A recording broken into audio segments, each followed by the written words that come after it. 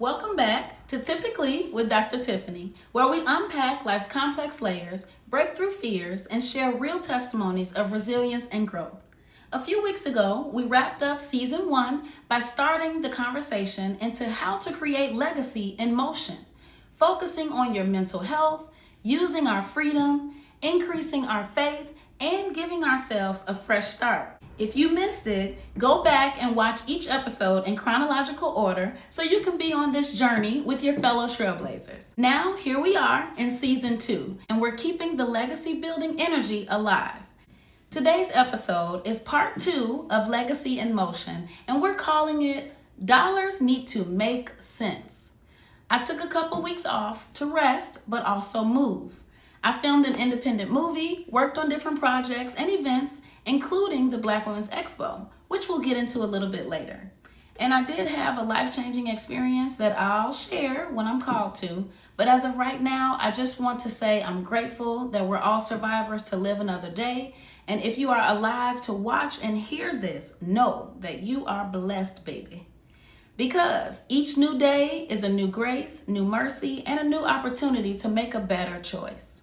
I'm a proud Chicago native who pushed through limited resources to excel from elementary to undergrad, spent over a decade as a doctor of pharmacy, including leadership roles at Fortune 500 companies, and expanded my journey as a published author, motivational speaker, and nonprofit board member.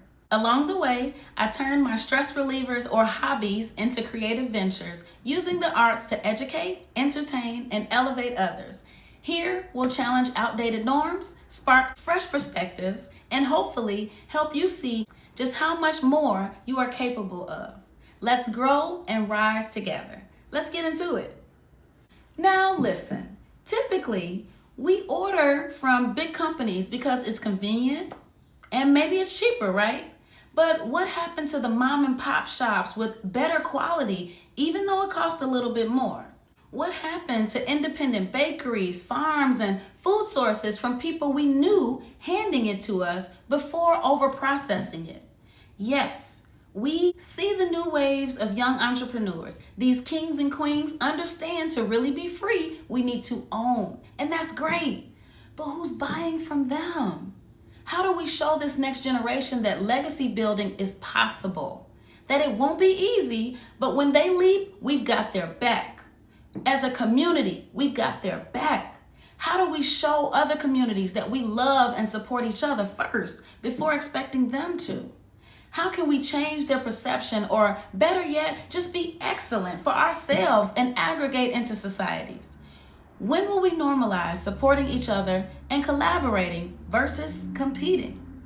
It's kind of hard to ask someone that wants to keep you down to stop keeping you down when they're benefiting from it and you seem okay with it. It's not a physical chain, but maybe it's a mental block in there somewhere that's keeping you from seeing your full potential. The world forgets we were never its property. You've been God's property from the start, a gift to the world. Before you were even conceived, God wanted you here. Jeremiah 1:5 states, "Before I formed you in the womb, I knew you. Before you were born, I set you apart and appointed you as a prophet to the nations." Okay, that's not working for you? Let's go here. Psalms 139 verses 13 through 18, which says, "For you created my inmost being. You knit me together in my mother's womb. Your eyes saw my unformed body. All the days ordained for me were written in your book before one of them came to be." So can we gather from these verses that you are not an accident? You had a purpose in God's divine plan from before your birth? So what are we doing to figure out what his plan is for us? When will we have peace and solitude from the dysfunction of the world to discover it and produce it? And sorry, Trailblazers, newsflash, you have seen the news. We are running out of time. You may not have that solitude. So go back and watch season 1, episode 6, What Will You Do With Your Freedom, Honoring Juneteenth, and episode 7, Global Eyes, Grateful Hearts. That was all in our Fresh Start series. Some questions to ponder during this episode. Are we aware of the power of the dollar? Are we aware of the power of the Black dollar? Are you striving for more since we're free? Or are we complacent with what's handed to us? Didn't we see how the DEI ban on Target was successful? So do we now realize that the black dollar has more power than we thought? Are we collaborating so everyone can eat, or are we still covering our plates out of survival mode and past traumas and miseducation? This year marked the 30th anniversary of the Black Women's Expo in Chicago, and I had a great time networking, learning, and supporting other Black-owned businesses.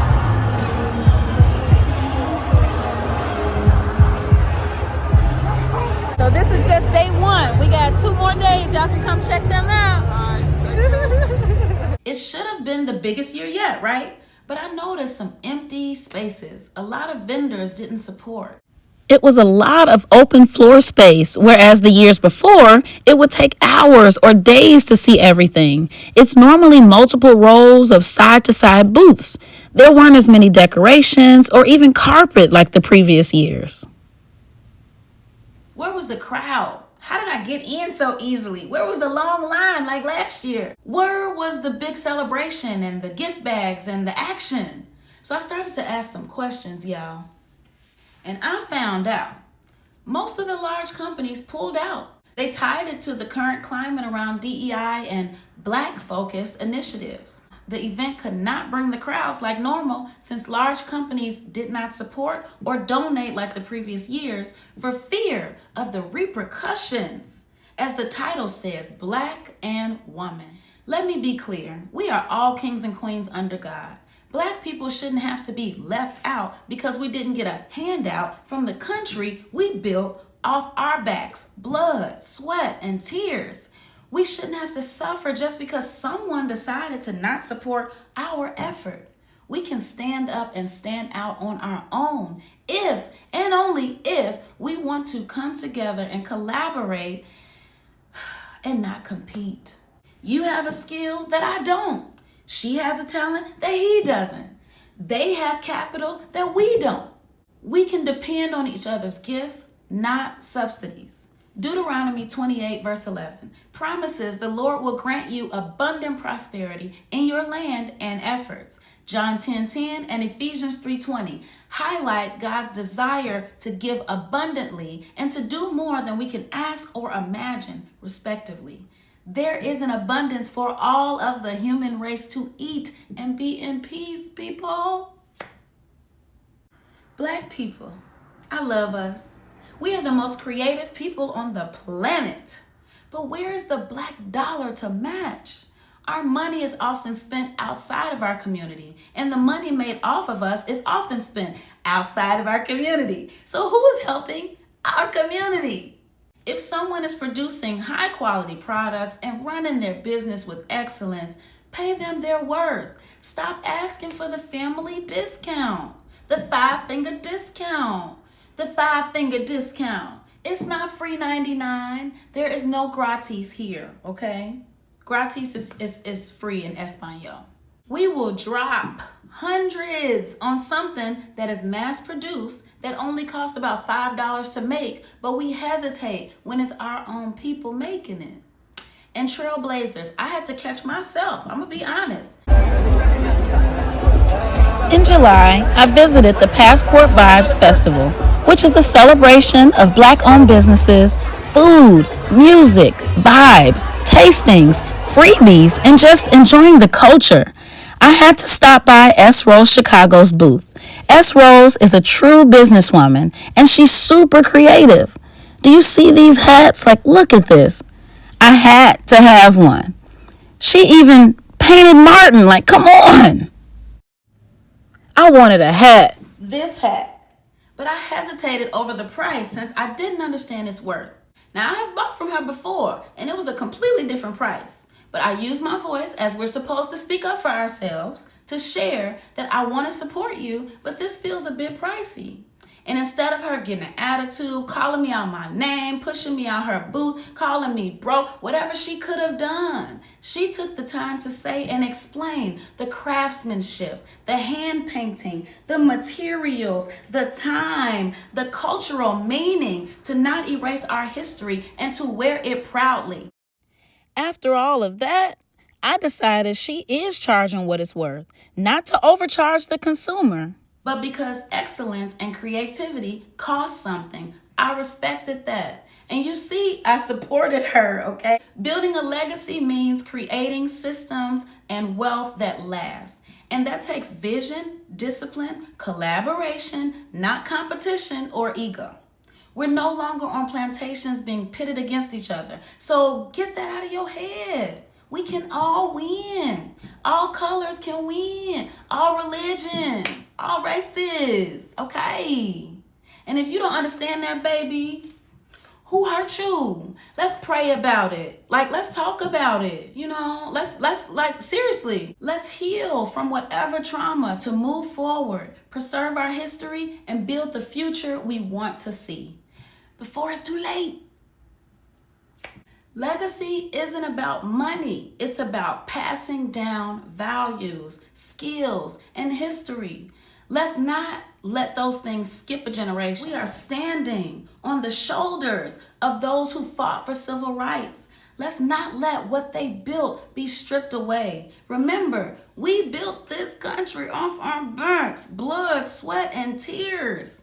It's divine timing that you're alive today, watching this, surviving all you've been through. That's no accident. God has a purpose and a plan for you. So kings and queens, trailblazers and builders, keep stepping, keep listening, keep building. I'll let Molly Music help us close this out too. Bringing me closer to what I could be. Yeah, every single lie that I have bought, just bringing me closer to what I have sought. And if in this moment my little faith could rise above the terror right before my eyes, yo, God keeping me safe from all the pain I thought I'd never escape. There was no way, but God. I do want to leave you with some affirmations. We gotta pour into each other. I love myself. I love my heritage. I have roots, and even if I don't know my direct lineage because of displacement from slavery, I know God, and we are all the same human race. I am more powerful than they taught me to believe I am. I can have joy and thrive, not just survive. I can be a part of the building up of our community, starting with building myself. Whew! That's all the time we have for today. This week's challenge is to listen to Blood, Blood, yeah, Blood, yeah by Hammond and Beautiful by Molly Music. We don't know what tomorrow holds, but we know who is holding us down in our tomorrow. You are seen, kings and queens. Like, comment, check the helpful links below, and share this episode with a fellow trailblazer. Thank you for listening to another episode of Typically with Dr. Tiffany. Until next time, this is Dr. Tiffany reminding you that your legacy is already in motion. Now make your dollars make sense. Take care. Love y'all.